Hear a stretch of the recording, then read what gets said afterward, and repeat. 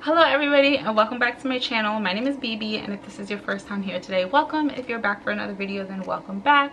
So today I'm going to be talking about travel nursing in 2024, what it looks like, advice that I can give you that will help you in landing a contract, keeping a contract, and also to keep a level-headed mind when approaching what travel nursing looks like today. Whenever I think about travel nursing, I look at it as three different categories.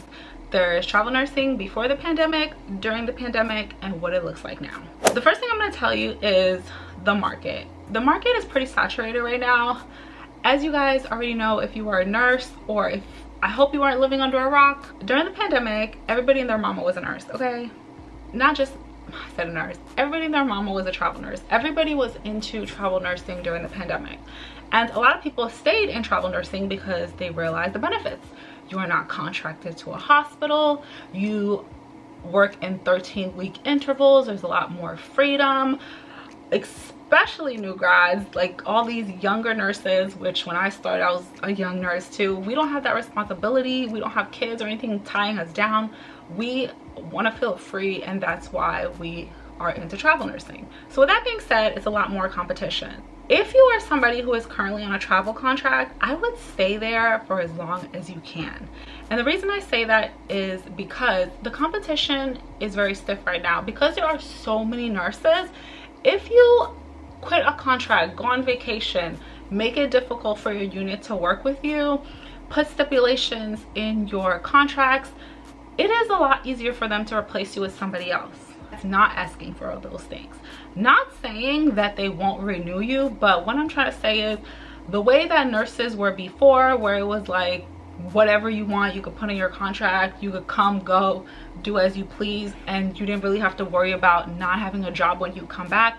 That's not really what it is anymore. And another reason for that is a lot of these hospitals are trying to do away with travel nursing via agencies. Internal agencies or getting hired within hospitals is another trend that I've noticed when it comes to travel nursing.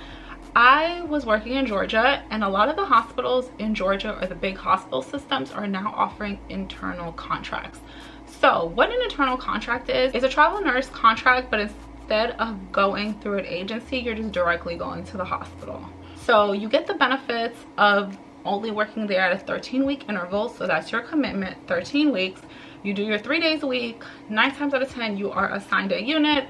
But it's different in the sense where you're not going to get that low hourly rate with stipends. You're just going to get paid like a PRN person. So you can make anywhere between, from what I've seen, $60 to $100 depending on where you are in the United States. If you are somebody who currently loves your travel assignment, the way that the market is now, I would say stay there. My best advice to you would be to stay there. The market is not what it used to be, in the sense where you could make a lot of different stipulations within your contract. You could go on vacation, come back, and almost be guaranteed that your position on your unit or your hospital is guaranteed.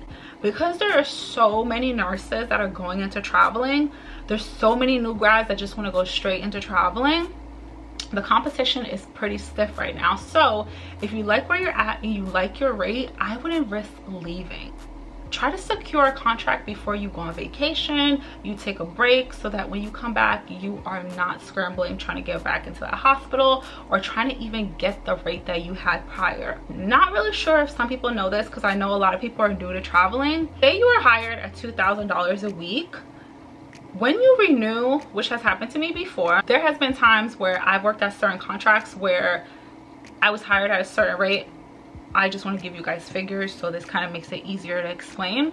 Say I was hired at $2,000 a week, and then at the end of my contract, I am told that if I renew, they are okay with that, but my rate is going to go down to $1,900. And there has been other contracts that I've been in that my $2,000 rate is locked in. As long as I keep renewing, I still get paid my $2,000. But everybody that was hired after me, or during a certain time, or after a certain time, they get locked in at the rate as to whatever it was at that time. So what I'm trying to say is, if you are in a contract where you are locked in at a good rate and everybody behind you is getting hired lower, do not leave your contract. do not leave that contract. You better stay there. You better keep your rate, okay? Because if you leave and you come back, they can turn around and tell you that now you have to be hired at the rate that they are currently offering. Just something for you to think about. Look into your goals. So like I mentioned before, a lot of people are new to traveling, and one of the things that I ran into that was a problem when I was a travel nurse is when I looked into making huge purchases. And by huge purchases, I mean a home or a car. If you are looking into traveling and you are wanting to purchase a home or a car, I would probably hold off. And I'm telling you this now, and I always include it because I know a lot of us, this is our big girl or big boy job, and we're going to be making purchases. We're at that point in our life. Don't go into travel nursing because that low hourly rate that you're getting, the $18-20 an hour, is going to come back and bite you in the butt when it's time for you to purchase a home. It doesn't make it impossible, but it definitely makes it a little bit more difficult. Reason being, and I'm going to explain this as simply as I can. If you want something more detailed, I did make another video about this, but when you are purchasing a home, they base it on your taxable income. Not what you take home every week, but your taxable income. So if you are buying a home and you're making $20 an hour taxable plus stipends, blah, blah, blah, when it's time for you to qualify for your home and they're looking at your income to see what kind of house you can actually afford or what kind of car you can actually afford, they're going to go off of that $20 an hour and not the stipends. The stipends literally just fall off. They don't count. So you run into that dilemma because say you're making $2,000 a week, but out of that $2,000, 900 of it or 800 of it is stipends. When you're ready to buy a house, they're going to look at it as if you're only making $1,200 a week. And that's just what it is. And I ran into that issue and it was very difficult for me. So I'm just giving you fair warning. If you are somebody who is looking to purchase a home within the next 2 years, because they always go back 2 years of your income, I would definitely hold off on traveling until you make that purchase. Another reason for that also is because the rates are so up and down right now. When you are ready to make that big purchase, you have to show them that you have a stable income. You cannot show them that at one point you were making this amount and now you're making this amount. It has to be consistent or the bank is not going to trust you with such a big purchase.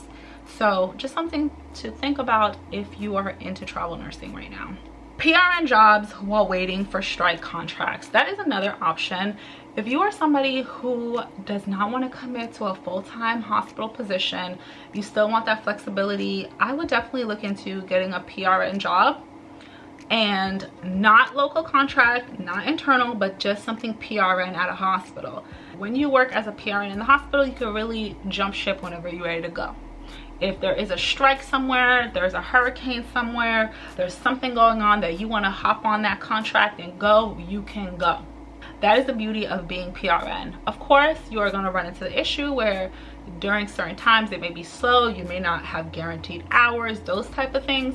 But if you are looking for that freedom, if you are looking for the ability to drop of a dime tomorrow, go and chase high-paying contracts, if something just happens to pop up, look into just doing straight PRN and leave yourself open to those possibilities. Be willing to be flexible and still ask more. Even though rates are lower than they were, you can still make some good money as a travel nurse. You gotta learn how to negotiate and ask for more. Although I did mention that it is a little bit more competitive, that can also vary. There's certain parts of the country that people do not want to be working at. Like I know in the winter time, there's certain parts of the United States, they are literally begging for nurses, and most people do not want to go there for whatever reason. And you can definitely be like, listen, I'll come work here in the dead of winter if you guys pay me, okay? I will come to Alaska in December or Chicago in January, February if you guys pay me, So make sure you're still doing your research. Make sure you are still on the hunt for those higher paying contracts, but like I said, also be reasonable.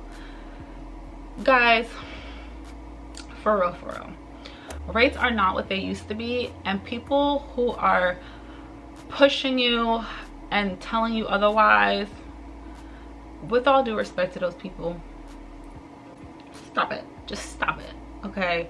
be reasonable, do your own research. Don't apply for a contract in Tennessee and expect to be making $6,000 a week. It's not happening. Educate yourself.